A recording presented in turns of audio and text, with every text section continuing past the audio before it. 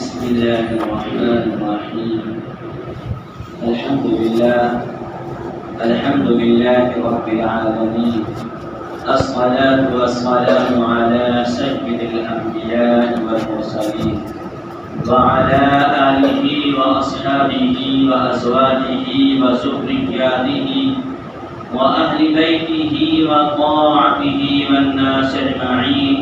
أما بعد، أعوذ بالله من الشيطان الرجيم. بسم الله الرحمن الرحيم. لقد رضي الله عن المؤمنين إذ يبايعونك تحت الشجرة فعلم ما في قلوبهم فأنزل السكينة عليهم. صدق الله العظيم. بھائیو، دوستو، بزرگوں، آپ حضرات کے سامنے داماد رسول حضرت عثمان غنی رضی اللہ تعالی عنہ کا تذکرہ چلیے. حضرت عثمان غنی رضی اللہ تعالی عنہ کے بہت سارے فضائل آپ کے سامنے آئے ہیں. حضرت عثمان غنی رضی اللہ تعالی عنہ وہ خوش قسمت صحابی ہیں کہ ان کے غیبانے میں اللہ کے رسول صلی اللہ علیہ وسلم نے اپنے ہاتھ کو حضرت عثمان کا ہاتھ کہا. اس واقعہ کی تفصیل پہ نہ جاتے ہوئے صرف آپ کو اشارتاً یہ بتاتا چلوں، آپ کے ذہن میں یہ بات ہوگی، پہلے یہ باتیں آئی تھی کہ حضرت نبی کریم صلی اللہ علیہ وسلم مدینہ منورہ سے عمرہ کے ارادے سے جا رہے تھے. حدیبیہ مقام پہ آپ پڑاؤ ڈالتے ہیں اور پڑاؤ ڈالنے کے بعد مکے کے حالات کو معلوم کرنے کے لیے جس بہادر اور جس سچے اور اچھے انسان کا انتخاب کرتے ہیں وہ حضرت عثمان غنی رضی اللہ تعالی عنہ ہیں. حضرت عثمان غنی رضی اللہ تعالی عنہ کو آپ نے کہا آپ مکہ جاؤ اور مکہ کے حالات کا جائزہ لو اور مکہ کے حالات سے متنبع کرو تاکہ ہمیں معلوم ہو جائے مکہ والے کیا پلاننگ کر رہے ہیں، کیا پروگرام بنا رہے ہیں.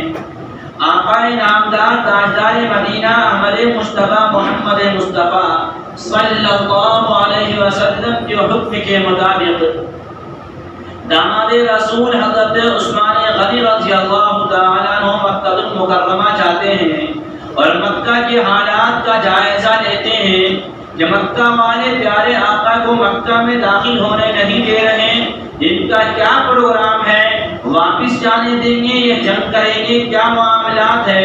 حضرت عثمان غنی پیارے آقا کا قاصد بن کر مکہ المکرمہ میں داخل ہوتے ہیں، لوگوں سے بات کرتے ہیں اور کہتے ہیں کہ پیارے آقا کے ساتھ جماعت ہے، قوم ہے، قافلہ ہے، یہ آ کر عمرہ کرنا چاہتے ہیں، بغیر ہتھیار کے آئے ہیں، کعبۃ اللہ کی زیارت کریں گے، اپنے وطن عزیز کی زیارت کریں گے، عمرہ ادا کر کے اپنے جانور کو قربان کر کے واپس چلے جائیں گے، یہاں یہ رکیں گے نہیں، بغیر ہتھیار کے آئے ہیں.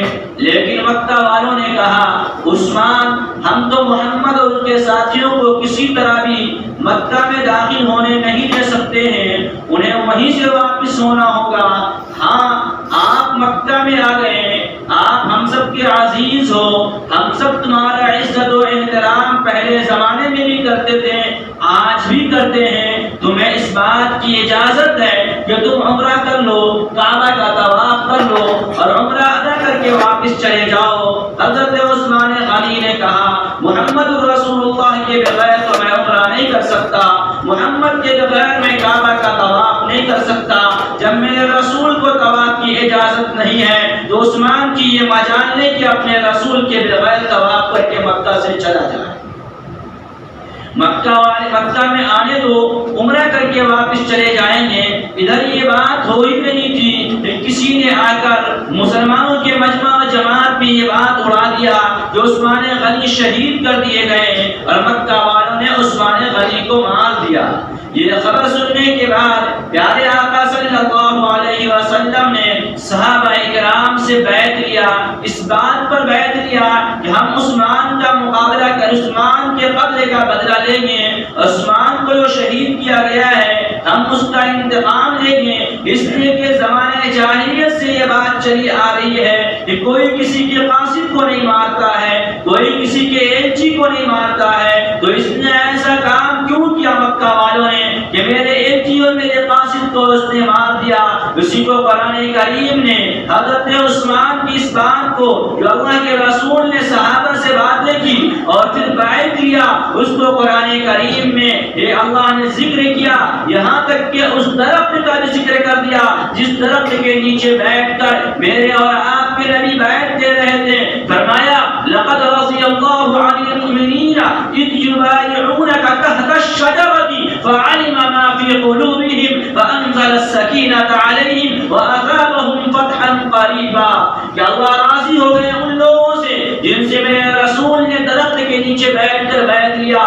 تمام صحابہ آتے گئے، پیارے آقا کے ہاتھ پہ بیعت کرتے گئے، آخر میں اللہ کے رسول نے اپنے ہاتھ کو یوں اٹھایا اور کہا یہ عثمان کا ہاتھ ہے اور عثمان سے محمد غیبانہ بیعت لیتا ہے، اور آپ نے حضرت عثمان کے مقام و مرتبہ کو بتایا کہ دیکھو یہ عثمان کا ہاتھ ہے، یہ محمد کا ہاتھ، آج عثمان کا ہاتھ ہے، اور آپ نے ان سے غیبانہ بیعت لیا۔ یہ ہے حضرت عثمان غنی رضی اللہ تعالی عنہ۔ باقی فضائل آپ کے سامنے حضرت عثمان کے پہلے آ چکے، حضرت عثمان کے ان فضیلتوں کو آپ جان گئے کہ حضرت عثمان کا مقام و مرتبہ کیا تھا۔ صلح حدیبیہ بیان کرنا مقصد نہیں ہے، وہ پھر کبھی بیان ہوگا۔ حضرت عثمان کی عظمت کو بیان کرنا تھا، ان کی وقار اہمیت کو بیان کرنا تھا کہ حضرت عثمان کے ہاتھ کو پیارے آقا نے اپنا ہاتھ فرمایا اور کہا یہ عثمان کا ہاتھ ہے۔ وہی عثمان غنی رضی اللہ تعالیٰ عنہ کی حکومت ہے، اور آپ خلیفۃ المسلمین ہیں، اور آپ امیر المؤمنین ہیں، اور آپ کے خلاف خلیفہ ثانی ہیں، ثالث ہیں یعنی تیسرے ہیں، اور آپ کی حکومت کے وقت میں عبداللہ ابن سبعہ جو کنان کے رہنے والا تھا وہ آیا اور آ کر لوگوں کے ذہنوں کو خراب کرنے لگا اور حضرت عثمان غنی رضی اللہ تعالیٰ عنہ کے مخالفت میں تیار کرنے لگا، یہاں تک کہ مخالفت بڑھتی گئی کہ حضرت عثمان غنی رضی اللہ تعالیٰ عنہ مسجد نبوی میں خطبہ دینے کے لیے کھڑے ہوتے ہیں، یہیں تک بات پہنچی تھی۔ اب یہاں سے دھیان سے سنیں، حضرت عثمان غنی رضی اللہ تعالیٰ عنہ خطبہ دینے کے لیے منبر رسول پہ کھڑے ہوتے ہیں، ایک آدمی کھڑا ہوتا ہے، اٹھتا ہے ایک کونے سے اور کہتا ہے عثمان غنی آپ منصف نہیں ہیں، آپ حاکم صحیح نہیں ہیں، اس لیے آپ خطبہ نہ دیں، سے اتر جائیں۔ دوسرا اٹھتا ہے آواز بلند کرتا ہے، تیسرا اٹھتا ہے آواز بلند کرتا ہے، یہاں تک کہ مسجد نبوی میں شور برپا ہو جاتے ہیں، حضرت عثمان کے خلاف آوازیں اٹھنے لگتی ہے۔ حضرت عثمان غنی رضی اللہ تعالیٰ عنہ کو آخر میں آپ کے مکان میں بند کر دیا جاتا ہے۔ حضرت عثمان غنی اپنے مکان میں بند ہے، مسجد نبوی میں آ نہیں سک رہے ہیں، وہی مسجد نبوی جس کی زمین کی خریداری حضرت عثمان نے کیا تھا اور امت کے لیے وقف کیا تھا، آج اسی مسجد نبوی سے روکا جا رہا ہے۔ وہی مسجد نبوی جس کے چھت کو حضرت عثمان نے بنوایا تھا، آج اسی مسجد نبوی سے روکا جا رہا ہے۔ اسی مسجد نبوی جس کے در و دیوار کو بہترین اگر کسی نے کیا تھا تو حضرت عثمان نے اپنے زمانے میں کروایا تھا، اور اسی عثمان کو آج مسجد نبوی سے روکا جا رہا اور آپ کو آپ کے گھر میں بند کر دیا گیا۔ آپ گھر کے اندر ہیں، قربان جاؤ عثمان کے مقام پہ کہ آپ کے پہرہ دار اور نگہبان اور دربان اور گارڈ کون بنے ہوئے ہیں؟ آپ کے دربان اور گارڈ بننے والے نواسے رسول حضرت حسنین ہیں، جو حضرت عثمان اپنے خالو حضرت حسین، اپنے خالو حضرت عثمان کی حفاظت کے لیے دروازے پہ چوکیدار بن کر کھڑے ہیں کہ کوئی عثمان کے گھر میں داخل نہ ہو جائے، کوئی میرے خالو کو نقصان نہ پہنچا دے۔ پہرہ دار بھی عجیب و غریب ہے، حضرت عثمان کی پہرہ داری حسنین کر رہے ہیں، حسن حسین کر رہے ہیں، اور حضرت عثمان گھر کے اندر ہے۔ آپ گھر کے اندر ہیں، آپ کے لیے پانی بند کر دیا گیا، آپ کے لیے کھانا بند کر دیا گیا، آپ کو گھر سے نکلنے پہ پابندی لگا دی گئی، آپ گھر کے اندر منحصر ہیں، قرآن کریم کی تلاوت کر رہے ہیں، اور آپ کی بیوی نائلہ اس گھر کے اندر ہے، دروازے پہ حسن حسین ہیں، دوسرے صحابے دوسری طرف حفاظت میں لگے ہوئے ہیں۔ حضرت عثمان غنی رضی اللہ تعالیٰ عنہ کا دن کٹتے چلے جا رہے ہیں، راتیں کٹتی جا رہی ہیں، ایک دو دن نہیں، ایک دو راتیں نہیں، بلکہ بلکہ 40 دن ایسے گزرے کہ آپ کو ایک قطرہ پانی نصیب نہ ہوا۔ جب آپ کے دن چلتے چلے گئے، جب کچھ دن گزر گیا، حضرت علی رضی اللہ تعالیٰ عنہ کو آپ نے آواز لگایا اپنے دیوار پہ چڑھ کر کہ تھوڑا سا پانی کا انتظام کر دو، تھوڑا سا پانی لا کر پہنچا دو۔ حضرت علی اپنے سانوں کی اس آواز کو سنتے ہیں، خلیفۃ المسلمین کی آواز کو سنتے ہیں، مشکیزے میں پانی لے کر چلتے ہیں، لیکن دشمنوں نے مشکیزے پہ وار کیا اور تینوں کے بوچھان کیا اور پانی لے جانے نہ دیا اور وہ پانی بہہ گئے۔ جب چند دن اور گزر گئے، حضرت عثمان غنی رضی اللہ تعالیٰ عنہ اپنے دیوار پہ چڑھتے ہیں اور لوگوں سے کہتے ہیں، اے لوگوں، کیا تم مجھے نہیں جانتے؟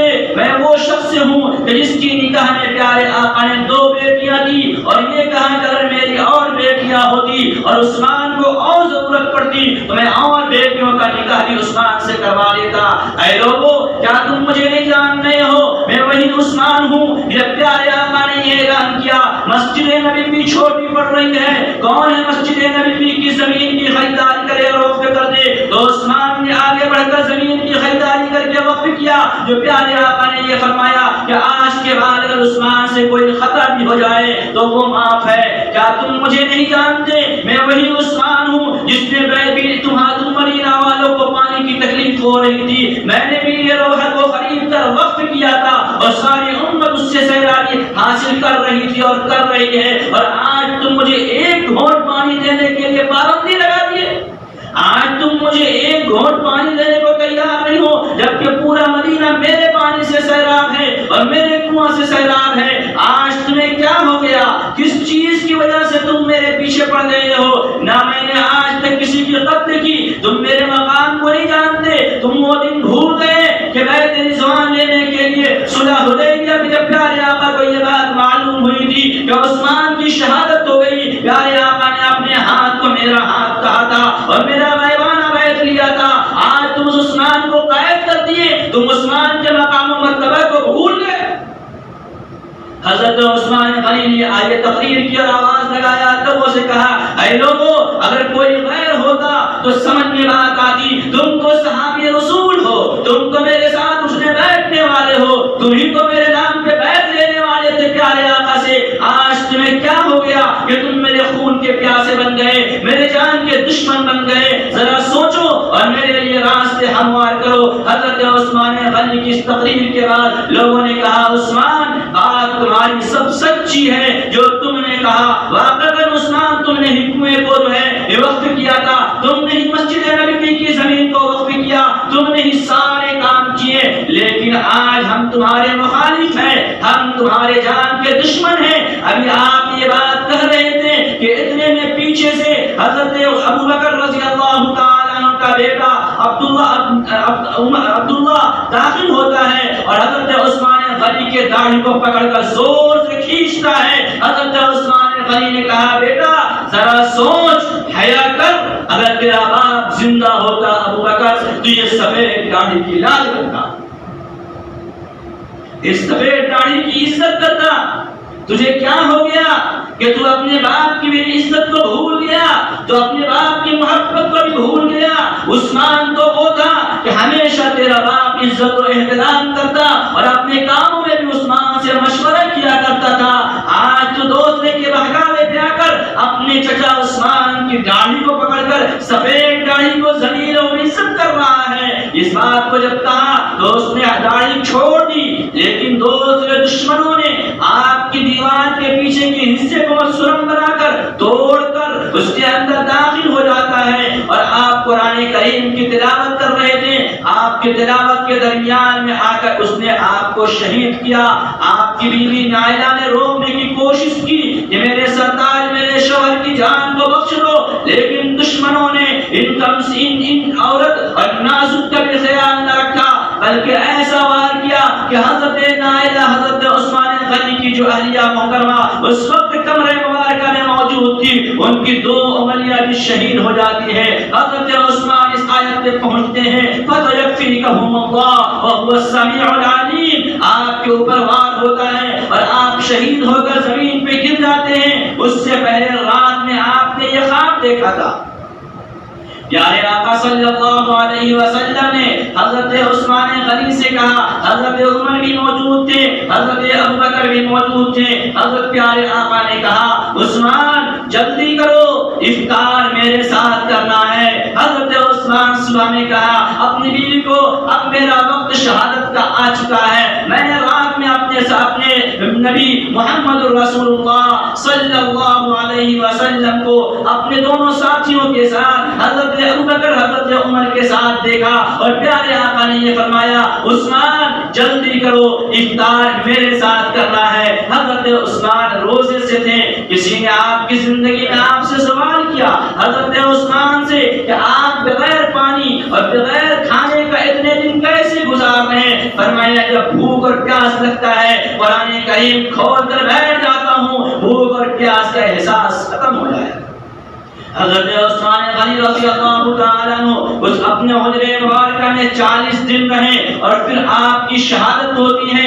آپ کی شہادت کے بعد ایک دشمن گھستا ہے اور اپنے پیر سے مارتا ہے، یہاں تک کہ حضرت عثمان غنی کی پسلیوں کی ہڈیاں ٹوٹ جاتی ہے، اور حضرت عثمان غنی کی ہڈیاں ٹوٹی ہوئی ہے، وہ پھر لات مارتا ہے، پھر آپ کی ہڈیوں کو چور چور کر دیتا ہے۔ حضرت عثمان غنی یہ مظلوم شہید ہیں، ان کی شہادت کے بعد ان کے گھر میں گھس کر ان کے اوپر وار کیا گیا، اور پھر ان کو ان کے پسلیوں میں مارا گیا، ان سے ان کی ہڈیاں ٹوٹ جاتی ہے۔ اب ان کی شہادت ہو گئی، وہاں عجیب و غریب فضا قائم ہو گیا، کوئی بھی حضرت عثمان غنی کی لاش کو اٹھانے اور ان کو دفن کرنے کے لیے دینے کے لیے تیار نہیں۔ اب تو باقیوں کی حکومتیں بھی قائم ہو گئی، اس لیے کہ عثمان غنی شہید ہو گئے۔ عبداللہ ابن سبا کا قافلہ عروج پہ آ گیا، ان کے ماننے والے ان کے ساتھ ہو گئے۔ حضرت عثمان غنی رضی اللہ تعالیٰ عنہ کا لاش پڑا ہوا ہے،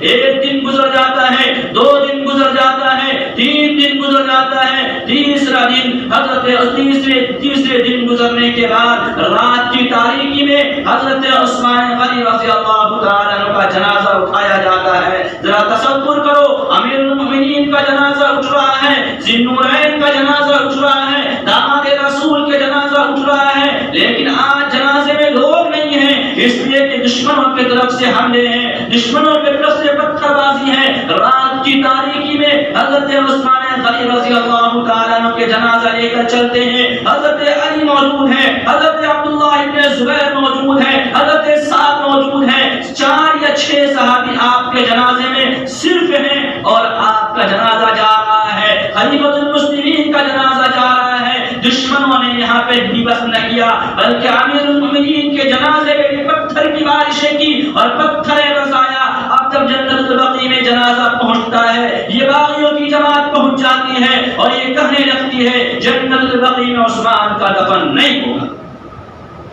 یہاں انہیں دفن نہیں کیا جائے گا، حضرت عثمان غنی کو کہیں اور لے جاؤ، یہ تو جنت البقیع ہے، اس کے اندر عام انسان یعنی ان کے جیسے انسانوں کا نعوذ باللہ دفن نہیں ہو سکتا ہے۔ پھر آخر میں جنت البقیع کا وہ حصہ اس وقت نہیں تھا جہاں حضرت عثمان غنی کو بالکل نیچلے حصے میں لے جا کر جو جنت البقیع کا حصہ نہ تھا وہاں پہ دفن کیا گیا، اب تو وہ بھی جنت البقیع میں شامل ہے۔ تو یہ مظلومانہ شہادت حضرت عثمان غنی رضی اللہ تعالیٰ عنہ کے سال کے آخر میں یعنی ذی الحجہ کے مہینے میں ہوتا ہے۔ میں یہ نہیں کہتا ہوں کہ آپ حسن حسین کی شہادت کو یاد نہ کریں، لیکن ایک بات یاد رکھیں، صرف شہادت حسنین کی نہیں بلکہ شہادت تو اور لوگوں کی بھی ہوئی ہے۔ ہم سب کی شہادت کو کیوں بھول جایا کرتے ہیں؟ آپ کو معلوم ہے ذی الحجہ کے مہینے میں حضرت عثمان غنی کی شہادت ہوئی، محرم کی پہلی تاریخ میں امیر المؤمنین عمر بن خطاب کی شہادت ہوئی تھی۔ عمر بن خطاب رضی اللہ تعالیٰ عنہ وہ جلیل القدر صحابی جو اللہ کے رسول کے مانے ہوئے مراد تھے۔ آپ کو پتہ ہے حضرت عمر رضی اللہ تعالیٰ عنہ جب اسلام کے اندر داخل ہوئے تو کعبۃ اللہ میں نماز پڑھنے کی اجازت حاصل کی۔ حضرت عمر رضی اللہ تعالیٰ عنہ تو وہ صحابی ہیں، کسی کو کوئی مانگتا ہے، کسی کو کوئی ولی مانگے گا، کسی کو کوئی بزرگ مانگتا ہے، کسی کو باپ مانگتا ہے، کسی کی ہدایت کی دعا استاذ کرتے ہیں۔ قربان جاؤ عمر بن خطاب کے مقام پہ کہ حضرت عمر بن خطاب رضی اللہ تعالیٰ عنہ کی دعا تو پیارے آقا نے کیا تھا، اور پھر پیارے آقا نے صرف دعا نہیں کیا تھا بلکہ اللہ کے چوائس اور پسند پہ چھوڑ دیا تھا. کیا کہا تھا؟ اے اللہ، ابو جہل ابن ہشام اور عمر ابن خطاب میں جو آپ کو پسند ہے، گویا کہ میرے رب کو پسند عمر تھے، مراد رسول عمر تھے، اور محبوب آپ چاہتے رب العالمین عمر تھے. اللہ نے مانگا نہیں، اللہ کے رسول نے مانگا نہیں تھا بلکہ چوائس سے چھوڑ دیا تھا. اللہ کے رسول، اللہ آپ جس کو پسند کرتے ہیں، آپ کی چاہت جو ہے، آپ جس کو محبوب کرتے ہیں، قربان جاؤ عمر ابن خطاب کے مقام پہ. اللہ کے رسول نے جب دعا کیا کہ اللہ آپ کو دونوں میں جو پسند ہو، تو اللہ نے حضرت عمر کو ایمان کے دولت دے کر یہ بتا دیا کہ مجھے تو عمر ابن خطاب پسند ہے. اس لیے اللہ کے رسول صلی اللہ علیہ وسلم نے ایک موقع پہ فرمایا تھا، لو کان بعدا نبیا لکان عمر ابن خطاب، اگر میرے بعد کوئی نبی ہوتے تو عمر ابن خطاب. عمر ابن خطاب رضی اللہ تعالیٰ عنہ جس راستے سے گزر جاتے ہیں اس راستے سے تو شیطان بھاگ جایا کرتا کہ عمر آ رہا ہے. اس طریقے سے حضرت عثمان کی حیا پہ فرشتے بھی شرماتے تھے کہ اتنے حیادار حضرت عثمان تھے. تو ایسے ہی حضرت عمر اتنے منصف اور اتنے جو ہے آپ نڈر اور بہادر تھے کہ آپ کے سامنے تو شیطان بھی آنے سے تھراتا تھا. وہی حضرت عمر رضی اللہ تعالیٰ عنہ جلیل القدر صحابی، جن کو اللہ کے رسول نے اللہ سے مانگا اور اللہ نے دے کر یہ بتایا کہ میرا محبوب عمر ہے. وہ عمر جب خلیفہ بنے کہ آپ کے خلافت کا چرچا آج بھی دنیا مانتی ہے کہ عمر جیسا خلیفہ دنیا میں پیدا ہی نہیں. تو انصاف کی انتہا یہ تھی کہ ہر ایک کے ساتھ برابری کا معاملہ، یہاں تک کہ اپنے ماتحتوں کے بارے میں اتنا خبرگیری رکھا کرتے تھے کہ رات کی تاریکی میں بھیس بدل کر اپنے علاقے کی سروے کرتے اور دیکھتے کوئی پریشان و مجبور تو نہیں ہے، کوئی پریشان و مجبور تو نہیں ہے، کوئی دقت میں پڑا ہوا تو نہیں ہے، کوئی بھوکا تو نہیں ہے، کسی کو کسی چیز کی ضرورت تو نہیں ہے، ورنہ عمر کل قیامت میں کیا جواب دے گا. وہی عمر اللہ سے کتنے ڈرنے والے تھے. حضرت عثمان کا ڈرنے کا تذکرہ تو آپ کے سامنے آئے ہی کہ حضرت عثمان غنی اتنے ڈرنے والے تھے کہ جب کسی قبر کے پاس سے گزرتے اتنا روتے اتنا روتے اتنا روتے کہ آپ کی داڑھی مبارک بھیگ جاتی. کسی نے کہا عثمان آپ اتنا کیوں روتے ہیں؟ فرمایا آخرت کی پہلی منزل، یہاں پھنس گیا عثمان تو آگے بھی پھنس جائے گا، یہاں نکل گیا تو آگے بھی نکل جائے گا. اسی طریقے سے حضرت عمر ابن خطاب اللہ سے جو جتنا احساس ذہن میں رکھیے گا، اللہ سے جو جتنا قریب ہوگا وہ اللہ سے اتنا ڈرے گا. کیونکہ جتنا قریب ہوگا اتنا اس کی عظمت کو سمجھے گا، اتنا مقام کو سمجھے گا، اس کی مرتبہ کو سمجھے گا، اس کی قدرت کو سمجھے گا، اس کی طاقت کو سمجھے گا، اتنا وہ اللہ سے ڈرے گا. حضرت عمر ابن خطاب رضی اللہ تعالیٰ عنہ فرماتے ہیں کہ کل قیامت کے دن یہ اعلان اگر لگے کہ سارے لوگ اتنے نیک ہیں کہ سب جنت میں جائیں گے، ایک آدمی ایسا ہے جو بخشش کا لائق نہیں ہے، وہ جہنم میں جائے گا، تو مجھے ڈر ہے اللہ کی ذات سے کہ کبھی ایسا نہ ہو کہ وہ پکڑے جانے والے اور جہنم کے فیصلہ ہونے والا عمر بھی نہ ہو. اتنا ڈر ہے. اور امید، چونکہ ایمان نام ہی ہے امید اور خوف کا. آج ہمارے ایمان کا حال کیا ہے؟ ڈر تو ہے ہی نہیں، خالی نڈر ہے، خالی امید پہ جی رہے ہیں. اللہ غفور رحیم ہے، اللہ قہار بھی تو ہے، اللہ ستار و جبار بھی تو ہے. اسی قرآن میں جہاں اپنا رحمان الرحیم بیان کیا، اسی قرآن میں آپ نے جو ہے قہاریت اور جباریت بھی بیان فرمایا. تو حضرت عمر بن خطاب رضی اللہ تعالیٰ عنہ فرماتے ہیں ڈر کا یہ حال اور امید کا یہ حال، کہتے ہیں میرا رب کریم ہے، اگر میرا رب یہ اعلان کرے کہ سارے لوگ جہنم میں جائیں گے، ایک آدمی ایسا ہے جس کو میں معاف کر دے رہا ہوں، تو امت کو یہ امید ہے کہ میرا رب کو مجھ پہ ہی طرح سے آئے گا اور مجھے معاف کر دے گا. ڈر اور خوف، اسی کا نام ہے ایمان. وہی حضرت عمر رضی اللہ تعالیٰ عنہ کبھی کبھی اپنی گاڑی کو پکڑتے اور کہتے ہیں عمر کاش تیری ماں تجھ کو جن ہی نہ ہوتی، تو پیدا ہی نہ ہوا ہوتا. کبھی کہتے کاش تو کسی مومن کا بدن کا بال ہوتا جو تجھ سے قیامت میں حساب و کتاب نہ ہوتا. عمر تجھ سے حساب ہوگا، تیری زندگی کے بارے میں اللہ پوچھے گا تو کیسے حساب دے گا؟ حضرت عمر اپنے آپ کو داڑھی پکڑتے اور کہتے عمر تو گھاس ہوتا، جانور چر لیے ہوتے، تیرا قیامت میں حساب نہیں ہوتا، تیرا تو حساب ہوگا، تو اللہ کے سامنے اپنی زندگی کا کیا حساب دے گا؟ وہ عمر رضی اللہ تعالیٰ عنہ کے خلافت کے زمانے میں ابو لولو جس کا نام فیروز تھا، وہ بہت بہترین کاریگر تھا، اس کے 1 دینار یا 2 دینار اس کو جو ہے روزانہ کا جزیہ مقرر تھا۔ اس نے آ کر کہا حضرت عمر رضی اللہ تعالیٰ عنہ سے، عمر آپ کا جو گورنر ہے نا ہمارا ٹیکس زیادہ متعین کر دیا ہے، آپ تھوڑا کم کروا دیجئے۔ حضرت عمر نے کہا کیا کرتے ہو؟ کہا بس تلوار اور ہتھیار بناتے ہیں، تم تو اچھے کاریگر ہو، تم تو اچھا کماتے ہو، تمہارے تو کوئی مشکل نہیں ہے، تمہارے جزیہ سے مسلمانوں کا بھلا ہو جائے تمہیں کیا نقصان ہے؟ اس کے دوست نے کہا اچھا ٹھیک، تم جانے لگا۔ تو حضرت عمر نے کہا اچھا سنو، تم بہت اچھے کاریگر ہو، ایک کام کرنا، ایک بہترین تلوار مجھے ہی بنا کر دینا۔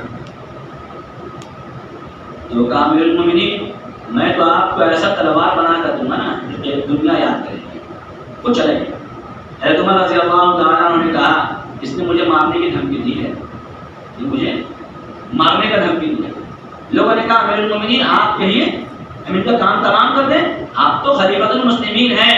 آپ نے فرمایا نہیں، وہ کھلے الفاظ میں تو ایسا کچھ نہیں کہا، لیکن اس کے بتانے کا انداز یہ بتا رہا ہے کہ اس نے مجھے مارنے کی دھمکی دی ہے کہ ایسا تلوار دوں گا کہ دنیا یاد کرے گی، گویا یہ ہمارے ساتھ کچھ کرے گا۔ بہرحال حضرت عمر رضی اللہ تعالیٰ سے لوگوں نے کہا، حضرت عمر نے کہا نہیں ایسا نہیں، چھوڑ دو اس کو، وہ مجوسی تھا۔ یہودیوں، نصرانیوں، مجوسیوں کو ہمیشہ ہر زمانے میں مسلمانوں کی ترقی سے تکلیف ہوئی ہے اور قیامت تک ہوتی رہے گی۔ میں نے پہلے بھی کئی واقعات حضرت پیارے آقا صلی اللہ علیہ وسلم کے معاملات ان کے ساتھ یہودیوں کا معاملات، زہر دینا، جادو کرنا، یہ تذکرہ آپ کے سامنے کیا۔ چنانچہ حضرت عمر رضی اللہ تعالیٰ عنہ کے پاس سے وہ چلا گیا اور جانے کے بعد ایک خنجر کو زہر میں پلایا، 2-3 دن تک زہر میں ڈبو کر چھوڑ دیا تاکہ اس کے اندر زہر سرایت کر جائے، اس کے اندر زہر کے اثرات آ جائے۔ فجر کی نماز پڑھانے کے لیے حضرت عمر رضی اللہ تعالیٰ عنہ تشریف لائے اور وہ پیچھے ایک مقتدی بن کر کھڑا ہو گیا اور اپنے آستین میں یا کہیں بھی چھپا کر وہ چیز رکھا رہا۔ حضرت عمر رضی اللہ تعالیٰ عنہ نے جیسے ہی اللہ اکبر کہا وہ پیچھے سے وار کیا، اتنا گہرا زخم پہنچایا کہ حضرت عمر رضی اللہ تعالیٰ عنہ داغ نہ رہ سکے اور گر گئے اور خون کے فوارے چھوٹنے لگے۔ حضرت عبد الرحمن آگے بڑھتے ہیں اور نماز پوری کرتے ہیں۔ اندازہ کرو نماز جتنی عظیم عبادت ہے کہ امام وقت امیر المومنین کی شہادت مسجد نبوی کے مصلی نبوی پہ ہو رہی ہے اور کوئی نماز کو توڑ نہیں رہا ہے بلکہ ایک آگے بڑھ کر نماز کو پورا کر رہا ہے۔ انہیں پہلے نماز پوری کرو، زندگی کے سارے کام بعد میں، نماز پہلے۔ اور آج ہمارا حال کیا ہے؟ زندگی کے سارے کام پہلے، نماز تو پڑھ لیا جائے گا کبھی۔ جب ہم نے نماز کو پیچھے ڈالا اللہ نے ہم کو پیچھے پھینک دیا کہ آج ہم کہیں گے نہیں، نہ آخرت میں ہی آگے بڑھ رہے ہیں، یعنی آخرت کے اعتبار سے ہم اپنے ہر ایک آدمی، کوئی کسی کے بارے میں ہمیشہ کہتا ہوں، کوئی کسی نے کہ آج کے زمانے میں سب سے آسان کام اگر کوئی ہے تو تنقید کرنا۔ زبان پہ کسی کا لگام تو ہے نہیں، جو چاہا بول دیا، جب پوچھیں گے دیکھا جائے گا۔ تنقید کرنا تو اس لیے میں کسی کو کچھ نہیں کہتا، ہر ایک آدمی اپنے بارے میں غور کرے، کیا ہم اپنے اللہ کو راضی کر کے اللہ کا محبوب بننے والے عمل کرتے ہیں؟ تو دل خود کہے گا، اور دنیا میں تو ہمارے حالات ہمارے سامنے ہیں۔ تو حضرت عمر رضی اللہ تعالیٰ عنہ پہ وار کیا اور پھر عبد الرحمن آگے بڑھ کر نماز کو مکمل کرواتے ہیں، نماز پوری ہوتی ہے۔ پھر حضرت عمر رضی اللہ اور پھر وہ سب بندی بھی اس زمانے میں اس اعتبار سے ہوتا تھا جیسے پیارے آقا نے فرمایا کہ تم مل کر سب میں ایسے کھڑے رہو کہ شیطان کو گھسنے کا جگہ نہ ملے، ورنہ ذرا سا فرق ہوتا ہے تو شیطان تمہارے درمیان میں گھس کر نمازوں میں وسوسے پیدا کرتا ہے اور نمازوں میں خرابیاں پیدا کرتا ہے۔ اب وہ فیروز ابو لولو حضرت عمر پہ حملہ کیا، حضرت عمر گر گئے۔ اب وہ جب نکلنے کی کوشش کر رہا ہے تو سب ایسے مضبوط بندھے ہوئے ہیں جو وہ نکل نہیں پا رہا ہے، تو جو رکاوٹیں بنتے گئے سب کو مارتا چلا گیا۔ بہت سارے صحابیوں صحابی کو اس نے حملہ کیا اور پھر بھاگنے کی کوشش کی اور آخری میں جب پکڑا گیا تو اپنے آپ کو ہی وار کر کے خود مر گیا۔ حضرت عمر رضی اللہ تعالیٰ عنہ کو پھر اٹھا کر آپ کے مکان پہ لایا جاتا ہے۔ حضرت عمر زخمی ہیں، آپ کے زخم بہت زیادہ گہرے ہیں، خون کے فوارے نکل رہے ہیں، جو کچھ بھی کھا رہے ہیں وہ وہاں سے نکل جا رہا ہے، جو کچھ کھا رہے ہیں وہ وہاں سے نکل جا رہا ہے۔ طبیبوں کو، حکیموں کو بلایا گیا، علاج کے لیے دوائیں دی گئی، لیکن وہ دوا بھی مؤثر نہ ہوا، اس لیے کہ وہ دوا کھانے سے اس جگہ سے جو پیٹ میں حملے ہوئے تھے اس سے وہ نکل جا رہا تھا، جس کے بنا پہ آپ اسی زخم میں رہیں، بے ہوش ہو جایا کرتے۔ ہوش آتا آپ نماز کے بارے میں پوچھتے کہ نماز کا وقت ہو گیا اور پھر نماز پڑھتے، باقی باتیں انشاءاللہ آئیں۔